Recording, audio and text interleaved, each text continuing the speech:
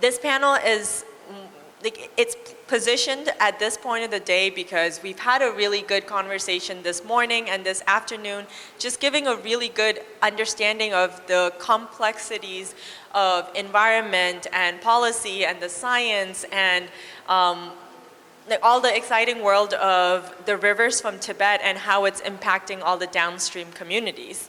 And now in this panel, we're going to talk more about what does transboundary water cooperation look like? Is it even possible? And if it is possible, what the challenges and opportunities for it looks like. And here we have three panelists. So first we have Professor Anamika. Everyone's got their program. There's a lot of, there's an incredible list of things that Professor Anamika has done.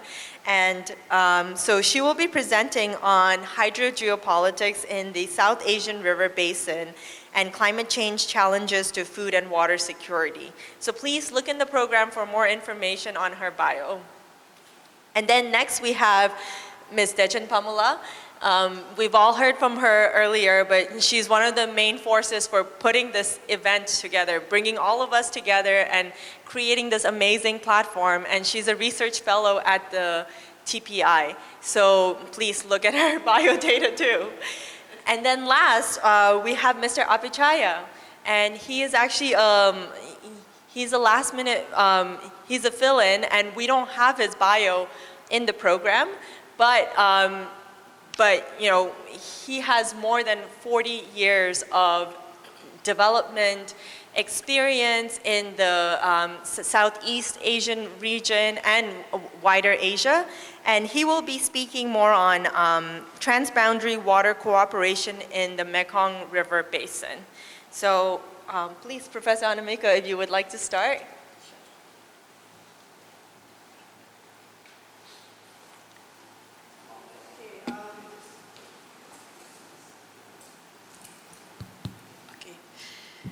It's set in a way as if I'm going to sing a song or recite a poem.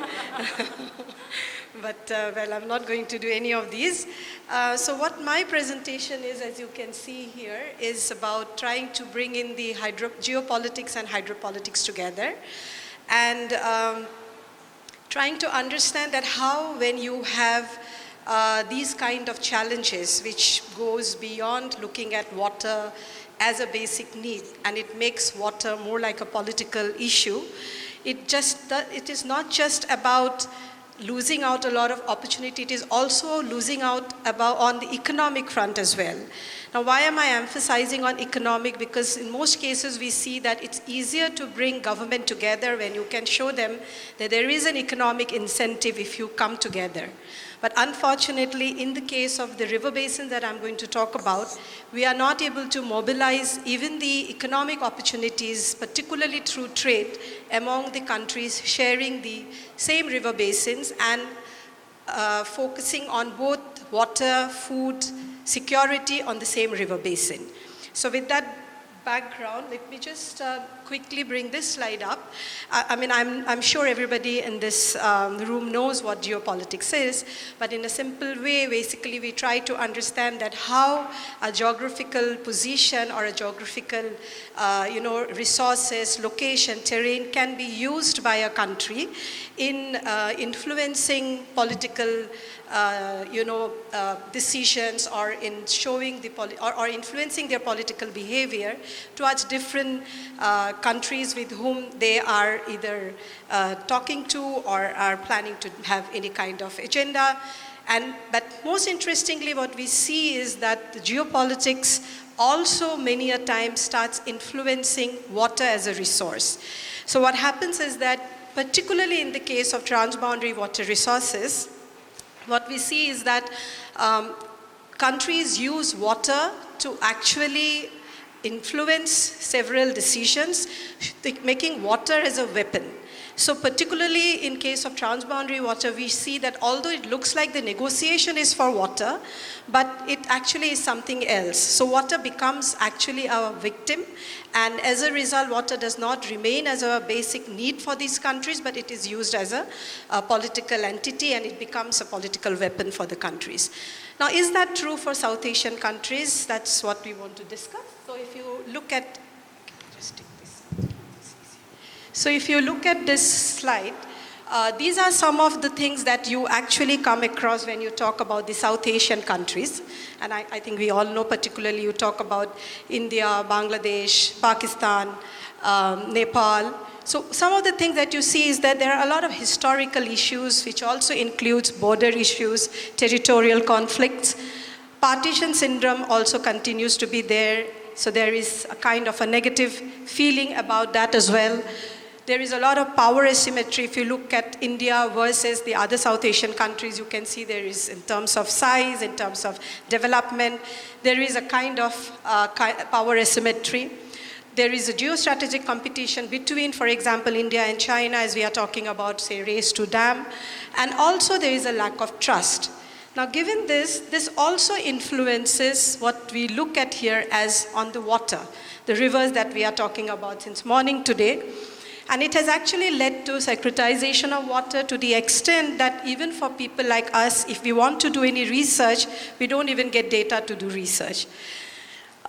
Race for dam, as we already discussed, which is mostly like a resource capture strategy for a country to show that they have the power to use the river they want to use it in a way.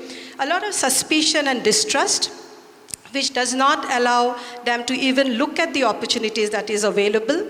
And of course, lack of communication between the countries and failure to understand the cost of non-cooperation.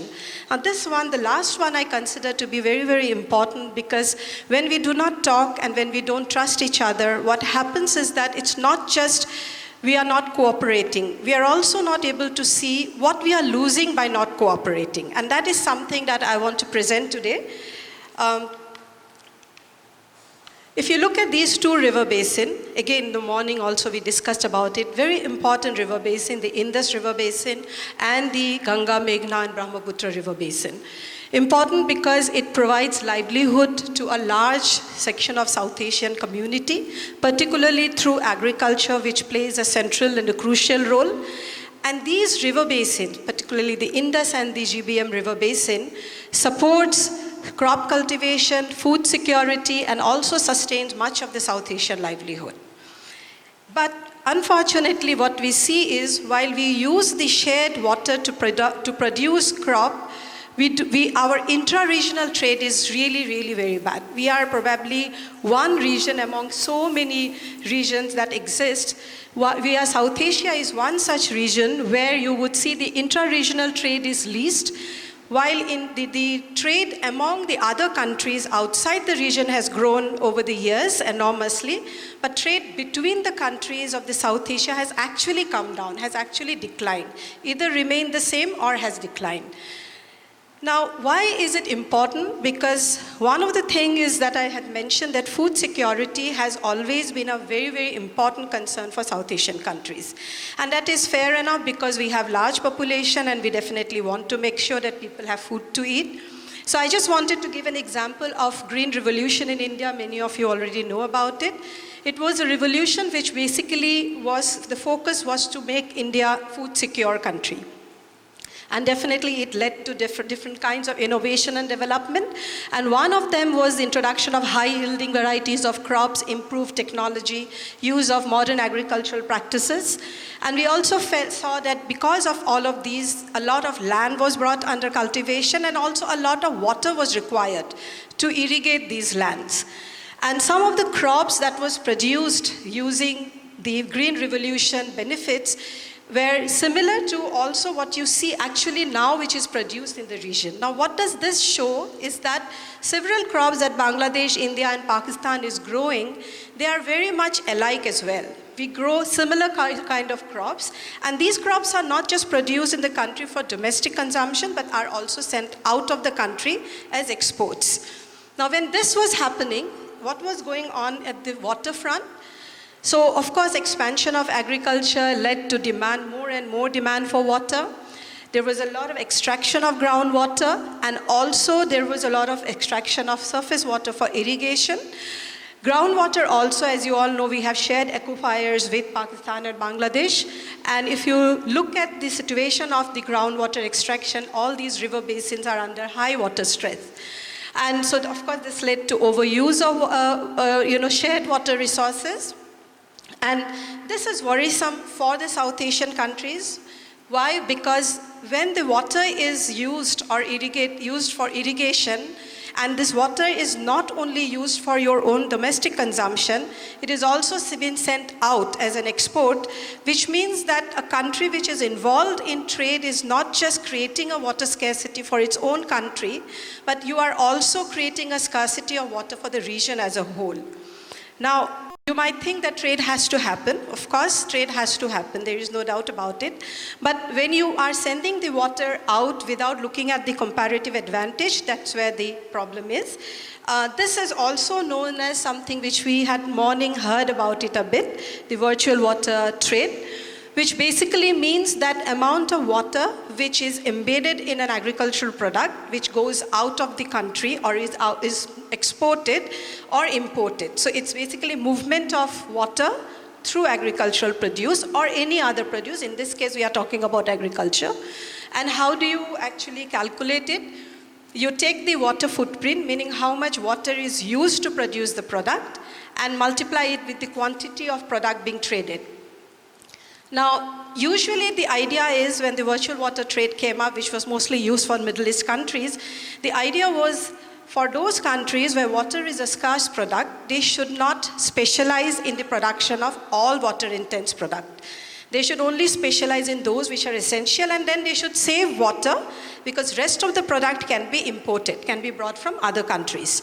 So the idea, if you look at the comparative cost theory, which is borrowed from economics, it means that a labor-intense country should produce in labor-intensive product and a capital-intense should produce in capital-intensive. Similarly, the same should go for water. So a water-scarce country should not be producing all kind of water-intense product. Now, given this background, what we basically wanted to see is to understand India's virtual water trade pattern with its South Asian neighbor, focusing particularly on Bangladesh and Pakistan and the rest of the world. And the question that we wanted to ask is, given the present water scarce situation, particularly during now when we are talking about climate change, extreme droughts, extreme weather events, there is a possibility that agriculture or the trade cooperation can bring more water security to these countries. So what we did was we selected a few important crops for India, 5 most important traded commodities out of the list of 10 most traded commodities. How much of this is been, the quantity, the volume of trade of those particular commodities. Say, for example, if it is rice, then how much of the rice has been traded? And the time period we took from 1990 to 2020. Water intensity and water footprint was one of the criteria, in the sense that it is no point taking a product which is not water intense. So we purposely wanted to take those products which requires a large amount of water to be produced. And also quantity was important, because if the water intense product is not really traded in a larger quantity, then it is still safe, or it is still okay not to consider. So these are the products that we considered for export and import for India. Now, if you look at this figure, what you see is that these are actually virtual water. These are not the commodity. After we calculate the virtual water, what you see is this is the kind of trend of India's export of water, which is basically moving out of the country. And what you see is almost 508.22 trillion liter of water over the years from 1990 to 2020 has been exported.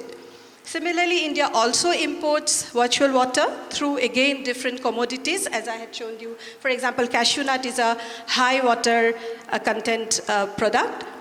And what we see is that India is also importing some of the water intense product.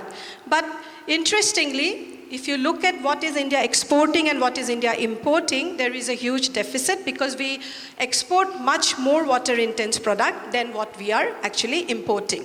So which means that as a country, we might be in a trade surplus in terms of economics, but if you look at it from a water lens or a virtual water lens, we are in deficit. Now, what does it basically imply?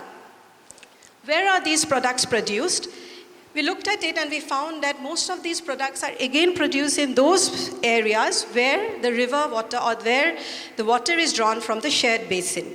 So you look at these states where most of these exports are produced, and which has of course led to a higher and higher depletion of groundwater particularly, and making them overstressed aquifer as well. Then we also looked at water use efficiency, because it's very important to see if we have been able to improve the utilization of water. Are we able to reduce the water footprint? But interestingly, we found that also we are not doing very well. Over the years from 1996 to 2020, what we found was only 7% overall we have been able to improve the utilization of water. So it means that we are extracting water for domestic consumption and also to export out from the river basin which are shared. And like India, the other countries, for example, Pakistan and Bangladesh is also doing the same. And the way the water is utilized are also not used in a very efficient way. So we do not really have to probably change the trade pattern, but look within the region, how can we have better trade so that the water basically remains within the region. Then we tried to look at where is India mostly sending its product out. And if you look at this table, exports and import, India's exports are going to many countries, but so these are top exports. Only 2 South Asian countries comes to the picture. And if you look at, and not even Southeast Asian countries, interestingly, and if you look at India's exports, again, except Myanmar, India is also importing from countries which are not South Asian countries. So you can see the trade between South Asian nations is extremely negligible. And if you look at the share of whatever we are trading with the South Asian countries, particularly Pakistan and Bangladesh, this picture tells you all that it has actually started to come down. The blue one is Bangladesh and gray one is Pakistan. And if you look at all of these, be it maize, be it rice or tea, particularly tea, which is a highly water intense, and India sells a very high quality tea. We had a very good tea trade with Pakistan, which actually had also fallen. So overall, what you see is that both Pakistan and Bangladesh imports the same product which India is exporting, but it is not going from India to Pakistan or India to Bangladesh. Now, if you look at the bigger picture, it is not just these 2 countries. Overall, if you look at SAARC as a nation, all the South Asian countries together, the picture is very grim. Only 7% of India's total import is from South Asia overall. And if you look at India's export, between 14 to 10% of India's entire export actually goes to South Asia. Now with this background, what are the main points that we would like to look at? One is that it is clear that South Asia is one of the most disconnected regions in the world. Now, interestingly, when I say 5%, 10 years back also there were literature which says that only 10% of intra-regional trade happens. And we conducted a similar study now. We found that it is between 10 to 6%. Of course, there are some yearly variation, but if you look at an average, it is around 5 to 6%. And this limited trade actually creates a kind of a vicious circle of inefficient use of water, as well as so much of it is exported outside but not exported within the region itself is something very much worrisome, because most of these products are water intense. And here I'm giving you only the story of India. Bangladesh is also exporting water intense product, and same goes with Pakistan. Unfortunately, what we also see is that traditionally when the products were produced, we only look at land, labor and capital. Water never was considered as an important agricultural input. And as such, most of the decision what and who will produce was taken based on that. But given the present circumstances, if you bring water as well, it would look that we are actually not really in a very much advantageous position. When the shared resources are sourced out, it actually brings insecurity to both water, food, and livelihood for the region, not just for the country. One of the important things is that in most of the transboundary, now the question is, why is this happening? This is where your geopolitics and hydropolitics comes in. While India's trade with most of the countries across the world has increased over the last 10 years, why it has not then increased with the neighboring countries? The question could be different economies, smaller economies versus bigger economies. But at times there are several examples when a bigger economy can actually create demand in the smaller economies. But somehow that also has not happened. And the geopolitics and the hydropolitics has actually not allowed us to actually look around and see countries with whom we share very good relationship, for example, Bhutan, Nepal, Bangladesh, we are not able to really trade as much as we could have. So I'm going to stop here. This is food for thought to discuss further. I'm sorry I forgot to put a thank you slide, but thank you very much for your attention. Thank you very much, Professor Anamika. I really enjoyed your slides because I thought the way you weave in information about the virtual water trade and how you bring it to light with food that we eat every day, showing those graphs were really helpful to show the interconnectedness of trade and how this region desperately needs better transboundary cooperation, and it's super lacking. And I know the rest of our crowd has questions, so please write down your questions and we will ask them in a few minutes. Next we have Dechen. Hello. Good evening, everyone. Actually, I don't have slides today. I'll be reading out my paper today. So, title of my presentation is China's Transboundary Water Resources. So, how this governance of China's transboundary rivers have its impact on the Asia's water security issue. So before we delve into my topic, I would like to give a brief introduction about the Tibetan Plateau. As our conference title suggests, Tibet is known as the water tower of Asia, and it's served as the source of 10 major rivers of Asia. And these rivers, it flows into 10 most densely populated nations in the world, such as China, India, the two most populous nations in the world, and of course Pakistan, Nepal, Cambodia, Thailand, Vietnam, Burma, Bangladesh, Bhutan, all these countries. So Tibet, with abundance of glaciers, ice reservoir, and alpine lakes, feed these river systems. So the Yellow River, Yangtze River, Mekong, Indus, Salween, Ganges, Yalung-Tsangpo, this supply fresh water to all these downstream countries. Tibet holds the largest global reservoir of ice and snow after the Arctic and Antarctic. Therefore, it was often called as the third pole. So there were around more than 46,000 glaciers, which makes up around 14.5% of the world's total. And there were around 2 billion people who are dependent on these freshwater resources. So, however, the Tibetan Plateau is on the forefront of the global climate crisis, facing these challenges every now and then. And there are many new studies that demonstrate that climate change is significantly affecting the Tibetan Plateau. This climate change has a long-term hydrological, socio-economic, humanitarian, and security challenges.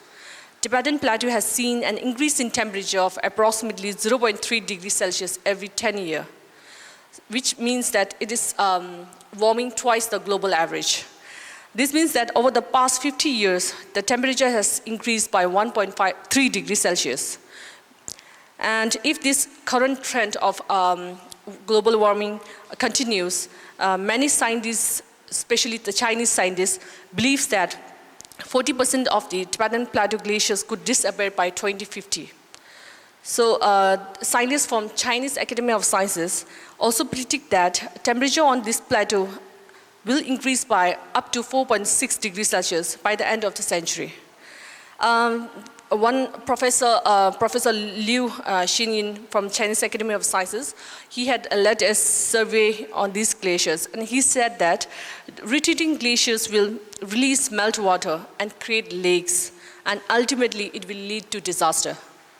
So as a unique and high plateau, Tibetan Plateau is highly sensitive and vulnerable to this global climate change. In the past few years, Tibetan Plateau have seen a record number of floods, landslides, mudslides, as well as increase in the lake volume in different parts of the Tibet.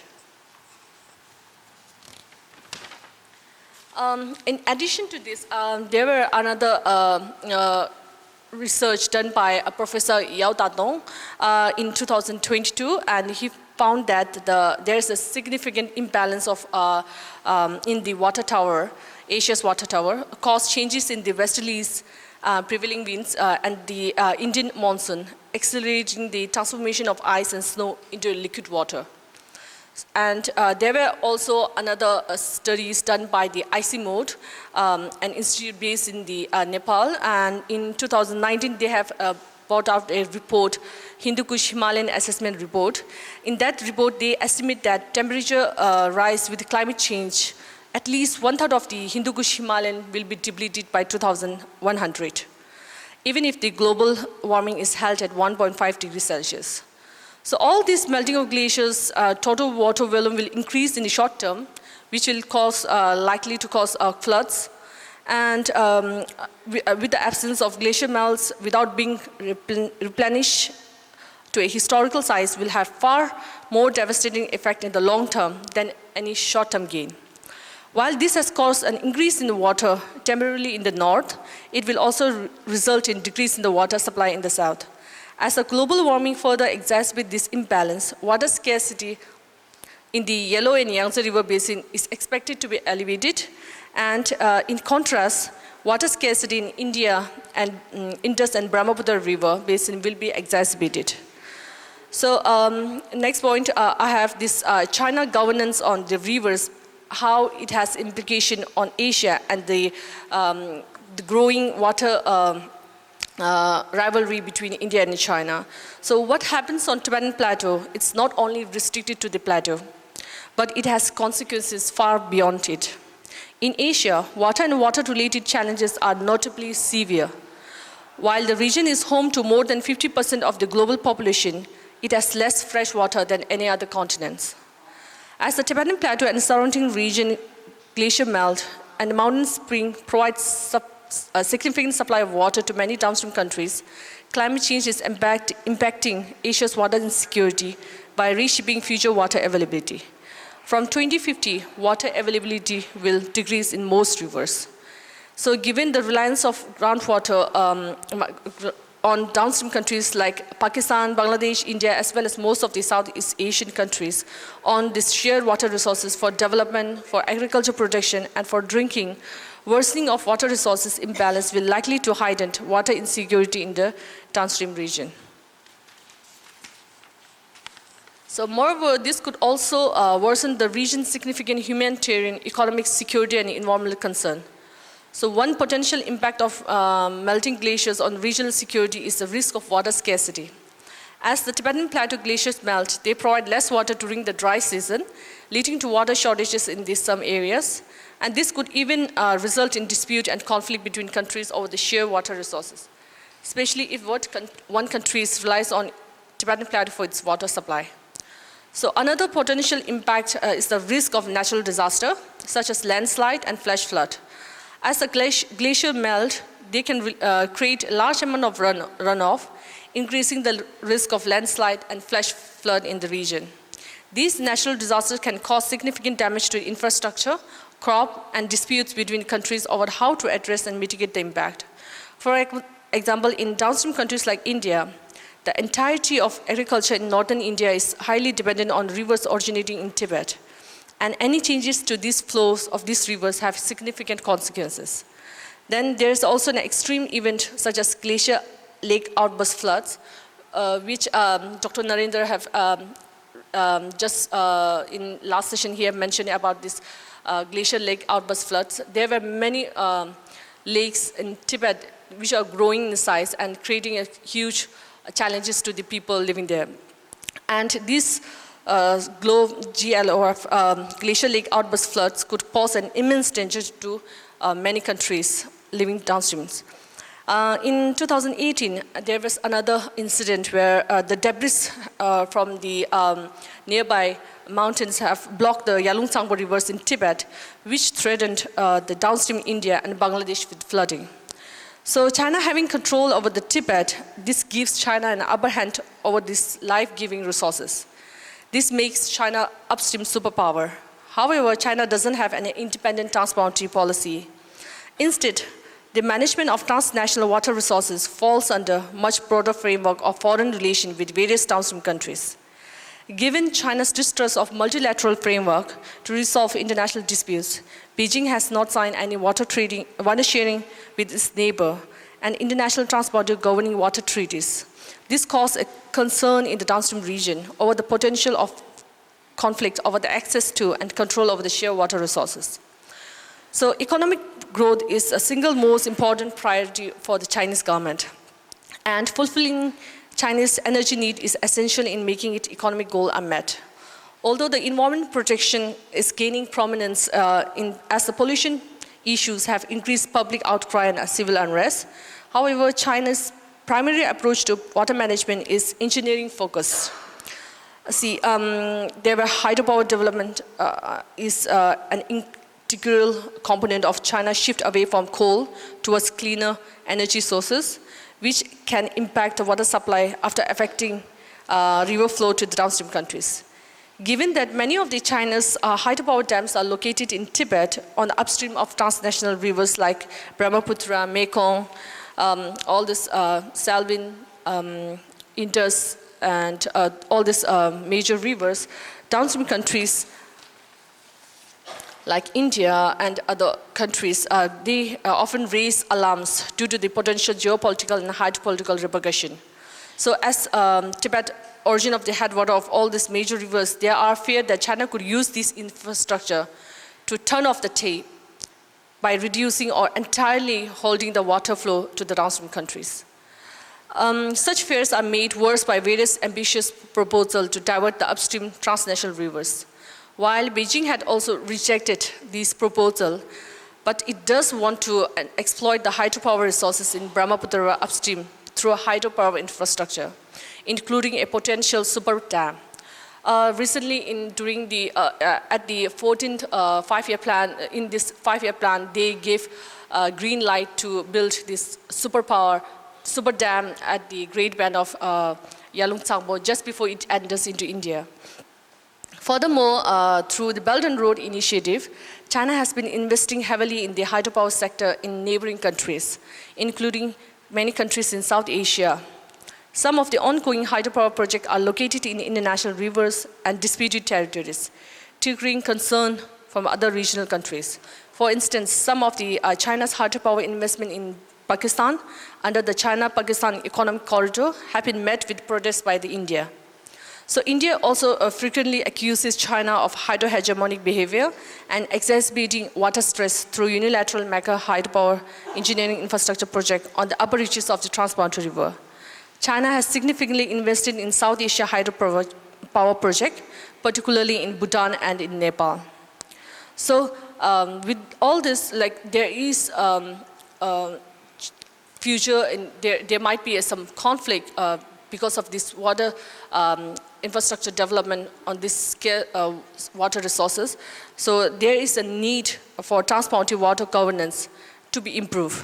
So transboundary water governance, particularly cross-border rivers governance, is one of the century's most pressing concerns. In Asia, the absence of effective and sustainable governance mechanism between countries is a key challenge to transboundary water governance.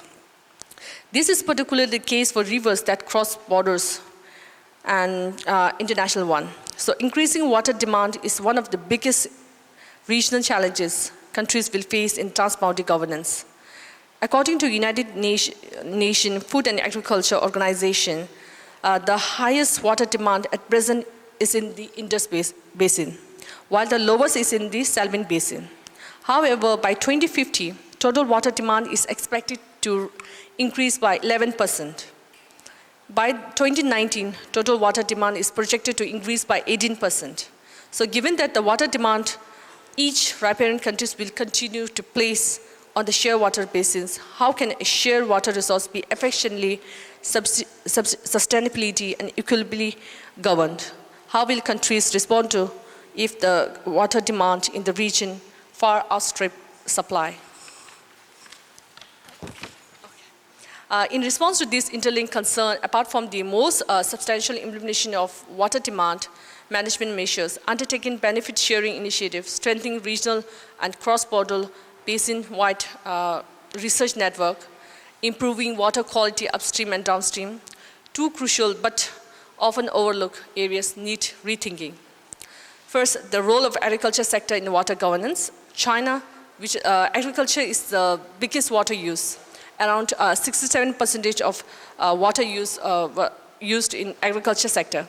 So, and one of the leading causes of the water pollution also. So poor agriculture practices have led to the contaminated of freshwater resources, causing water degradation. So Chinese government must re-evaluate policies at achieving the food self-sufficiency and encouraging food export against the water impact. China, rather than relying on water transfer project to produce food domestically or for export, international trade can increase global food availability and reduce regional water stress. And secondly, the link between regional countries' hydropower development ambitions and regional water conflicts. Hydropower has a positive and negative implication for climate change and transboundary river conflict. So considered key to reducing carbon emission, hydropower has been prioritized by countries such as China and India, which has ambitious plan to cut coal consumption to achieve carbon peak. However, building hydropower dams and hydropower reservoir can also contribute to carbon emission. So strengthening of cooperation and supervision mechanism between engineer, developer, and community level actors need to ensure dam development occurs in the most environmentally and sustainability and socially responsible manner possible is the first priority. And environmental impact assessment needs to be further developed to more holistically consider both environmental and social impact of the upstream project. And finally, the key to mitigating transboundary water conflict and advancing water cooperation in Asia is largely in the hands of China. It is time to recognize Tibet's importance to regional water security. There are many reports that confirm that melting of glaciers in Tibetan Plateau could cause significant disruption of future water scarcity. So to effectively address this impact of climate change on Tibetan Plateau, transboundary water conflict, there is a need for regional integrated approach to water resource management. Thank you. Thank you very much, Dechen. Having your presentation right after Professor Anamika's was really helpful because you shed light about the South Asia region, but you went more upstream to see what's happening in China and how all of the issues and the lack of transparency from China really impacts the rest of the region. So thank you very much. And I think the way we had our panel designed was very well. So we went from South Asia, then upstream to China, and now we'll come downstream to Southeast Asia. So please, Mr. Apichai. Good afternoon. As the chairperson has said that I was not on the list earlier. I was only told on Friday. Okay. But anyway, I prepared a slide, but you know, forget about the association. I'm not representing Mekong River Commission. I'm just representing myself as an independent development specialist. So it's my personal views, right? Okay. Let's see how to start this.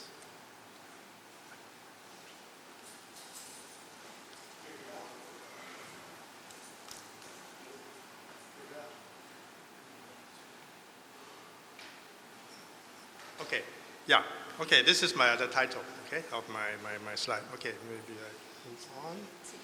I mean, this is, I think many of you probably know about the Mekong Basin, but just in brief, as an introduction, it originates, up somewhere up there in China, I believe in Qinghai or thereabouts. Anyway, in the mountainous Himalayan range area, okay?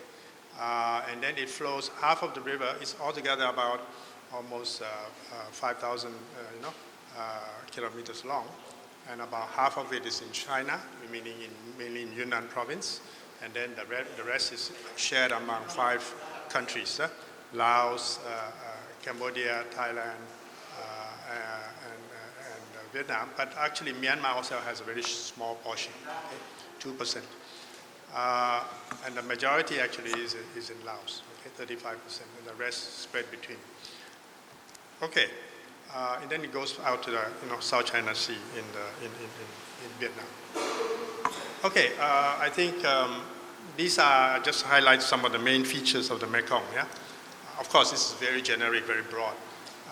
First of all, of course, it's transboundary, and then there are also important features like there's a Mekong Delta, where the rivers goes out.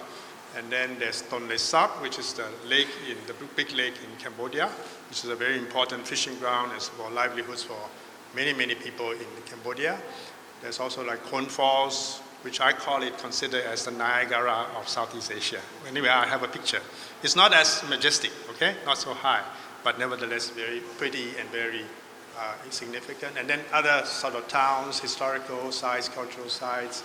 Okay, it has a very important commerce, navigation, fisheries, irrigation, hydropower, also as ecological biodiversity value and cultural value, all right? As I said, unique biodiversity, one of the largest fisheries production in the world, okay? Especially in the Tonle Sap area. And then estimated population around 60 to 70 million. It is a livelihood, so anything that happens to this particular river system or the greater Mekong subregion, in which the river forms a central part, is very significant. It can have both positive and negative effects. And therefore, as like what our previous speakers in this panel said, cooperation is very key in terms of making sure there's dialogue on these critical issues so that we can have a sustainable development in the future.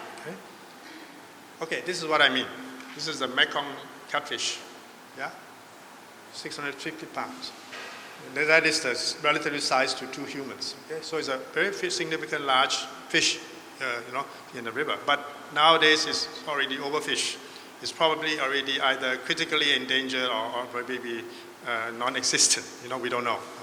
Okay, it used to have many. Okay, so it's one of the disappearing species. This is the Irrawaddy dolphin.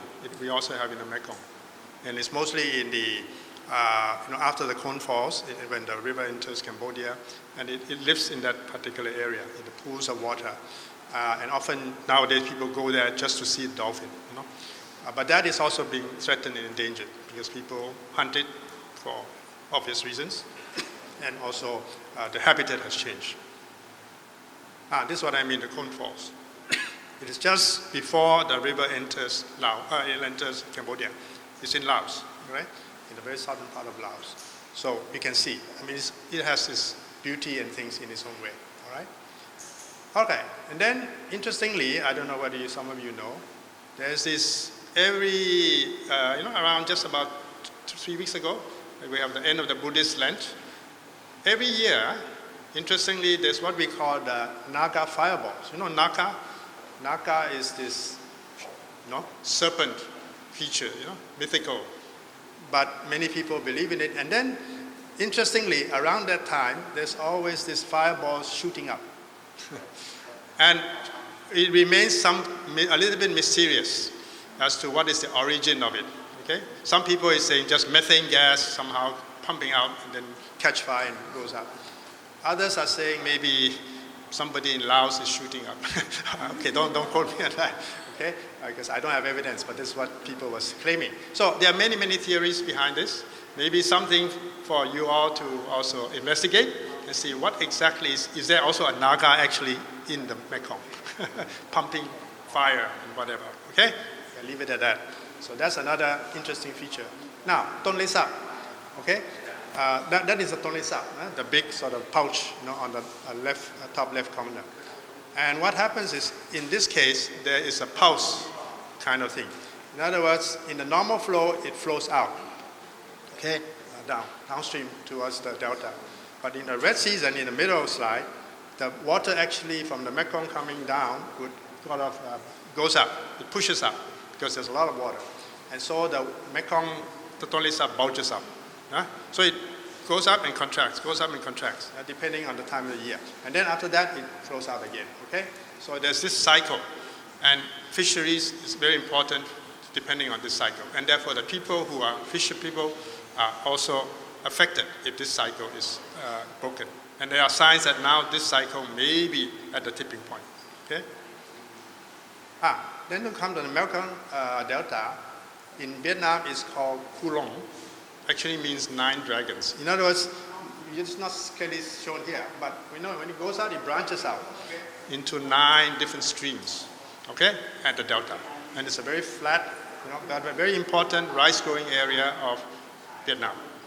And actually, somebody has said earlier that it's under threat because of the erosion and then the salinity intrusion. And you can imagine, if later on, if sea level rise due to climate change, it will wipe out this whole area. And then that affects the economy of Vietnam, the lives and livelihoods of people of Vietnam, okay? So Vietnam is very concerned. Okay, geopolitical setting, I don't think I need to go into detail. Many others have already mentioned. Okay, we've got China more or less sitting at the top. Okay, of course, by virtue of that, it's very important. And then you have countries like middle, size countries like Thailand and Vietnam, which can potentially be a little bit of a, counterweight, if you will, all right? But I said, provided they can forge a strategic alliance with the other lower Mekong riparian countries. They are trying with various different schemes, which I'll show you later, all right? Okay, there's again historical trust and mistrust, which I think Anamika has mentioned. So it goes all across almost every region, all right? So it's nothing unique, but there's national and regional interests, which we have to balance. There's of course external party influence, the US, Japan, whoever, European Union or whatever. And then, of course, this thing just swings back and forth depending on the political and actual other winds. Yeah? In other words, sometimes it goes this way, sometimes it goes that way. Sometimes this is more stronger, that is more stronger. So, what are the emerging trends? Okay, increasing regionalism and integration, as it is based on the last 30 years. Yeah? There's a lot more cooperation among the Mekong countries, including with China. There's increasing connectivity, transport corridors, energy grid links, especially with Laos, Myanmar, and China being sort of the major producers and the rest being the consumers, greater flow of goods and services, tourism promotion increasing. Now with high-speed rail in Laos, everybody wants to go to travel, right? And that's in the Mekong, all right? That's one example. Hydropower now, that's of course another important key element. And then the downside effects of some of this development, the climate variability that you add in now with natural and man-made risks. And so we really need to sit down and try to work out all these things and see how we can find a balanced, integrated way forward, correct? Yeah, so you need all the relevant stakeholders to come and deal at the same table. Okay, I don't know whether, can you help to see if that table can show up? Maybe it's a bit. Okay. This is what I want to show you is how many Mekong cooperation schemes, just on the intergovernmental level, are now existing, okay? It's about a dozen, okay? So a lot of players are now all mingling around in the Mekong, all right? I don't know, can you blow that up a bit or whatever? Maybe because too much information. Sorry, yeah? But just to say that there's China, there's US, there's Korea, there's Japan, there's even India, Mekong Ganga, which started in 2000, okay? So already over 20 or so years. And then a whole host of others, okay? We can do it fine, otherwise never mind, we can go on and skip. Yeah? Maybe let us just go on for the sake of time, okay? Anyway, we have details you can ask me later on in the Q&A. Can I just press on, okay? Huh? Okay, let's go ahead. Yeah. I've basically mentioned it, and then I think we can skip it. Do I have to wait? Okay. This is in the limit, but even then it's probably too small at the back. So anyway, there's a dozen of them, okay, scheme. And then what I'm trying to say is now with all this economic corridor, especially since 1992 when ADB came in with the Greater Mekong Sub-region, they have tried to, provide all these corridors, north-south, east-west, southern, you name it, there is, and I think now even more, okay? Like for example, here is a change in the road network pattern from 2005 to 2015. Just in the sort of this period of 10 years, there's increase, and now it's even more, okay? And even railroad now, even other modes of transport. Okay, so there's a lot of infrastructure going in. There's Belt and Road also, of course, China being the latest. And then there's banks or financial institutions. Besides ADB, World Bank, and so forth, there's also the New Development Bank or the BRICS Bank, okay? BRICS, as you probably know, is Brazil, Russia, India, China, and South Africa, okay? These are the 5, shall we say, global south kind of grouping. And they have set up a bank. And then there's AIIB, which I think many of you know. This is, of course, a purely Chinese initiative. And then there's even Mekong-Ganga, ASEAN-India connectivity. There's also, well, this is a little bit outside maybe, but like BIMSTEC and SOLAS is also another sub-region, but going on the Bay of Bengal side. But includes a few of the, like Myanmar and Thailand. CLMB is Cambodia, Laos, Myanmar, Vietnam, okay? Yeah, okay. And then I better move. Because, okay, but what I'm trying to say is there's still some very, shall we say, embedded traditions or way of doing things. In other words, the law of nature, survival of the fittest, or might is right. Law of centrality, the center dictates. You just keep quiet, all right? Law of hierarchy, big brother calls the shots. Law of gender, male dominance or female, okay? So there's a lot of these kind of traditional practices and laws going on, all right? So we have to take that into consideration too, but let's see how we can go forward. Water governance, there is an upper basin navigation agreement between those 4 upper riparians, but then there's also the Mekong agreement, which is now the Mekong River Commission is using that as the basis for the operations. Then of course there's always debates. Now Laos is also on a dam building spree. First starting with Daivari Dam, but it's actually funded by Thailand, okay? It's actually a Thai project, but outsourced to Laos, okay, basically.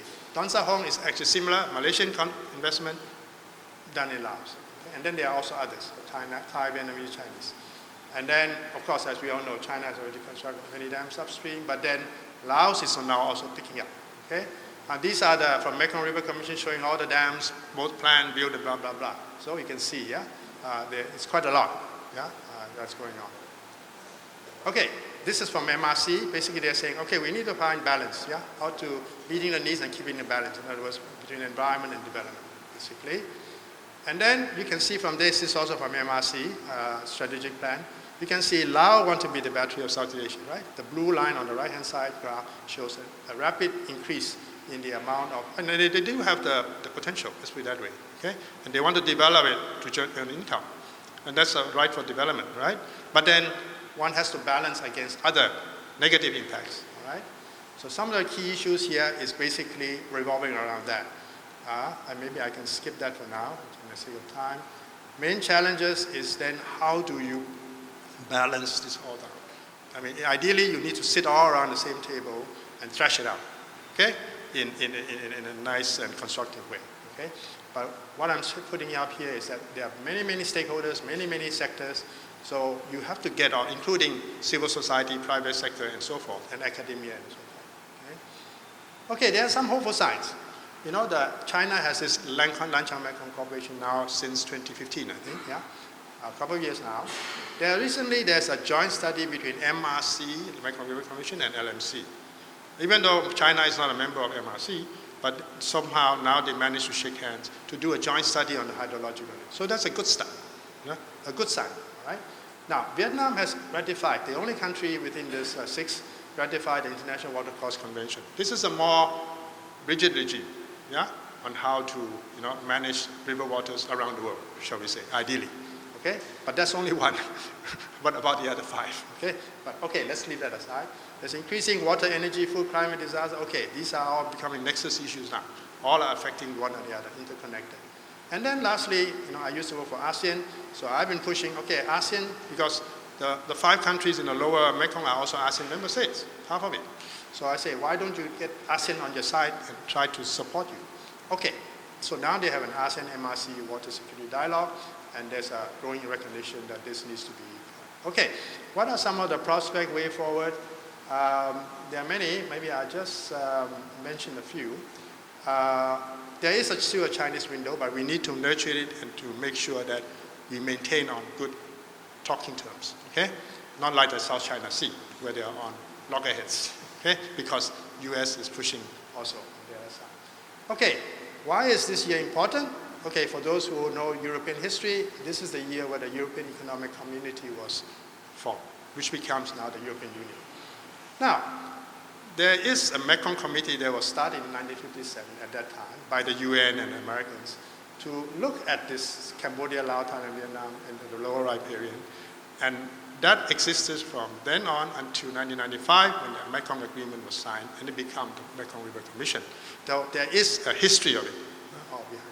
And then there's Chinese Vice Premier, Foreign Minister at that time, visited Myanmar at that time and made this following remark.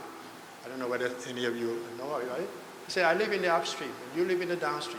Our eternal friendship flows with the same river we both share, okay? Very nice in principle, right? How to make this a reality. Can we bring back Chenji from his grave? Huh? Or try to convince China and say, hey, one of your premier, deputy premier at that time said this, don't you agree now? Huh? Something like that, okay? Okay, just some final thoughts now. I think it's just an encapsulation of all that. We need to have collective spirit and try to strike the right balance between national and regional interests. We need to have a conducive environment, especially we want to have dialogue, right? We don't want conflict, right? And so one of the conflict prevention is to have dialogue, okay?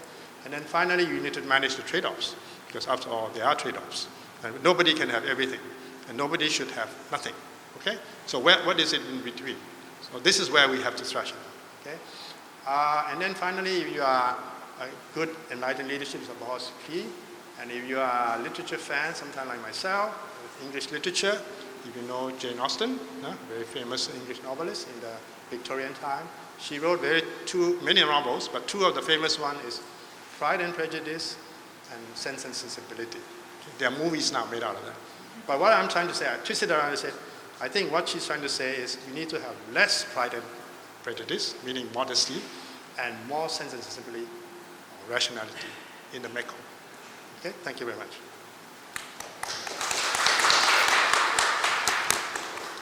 Thank you very much, Apichai.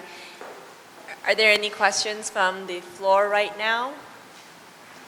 Okay, we have just a few. We have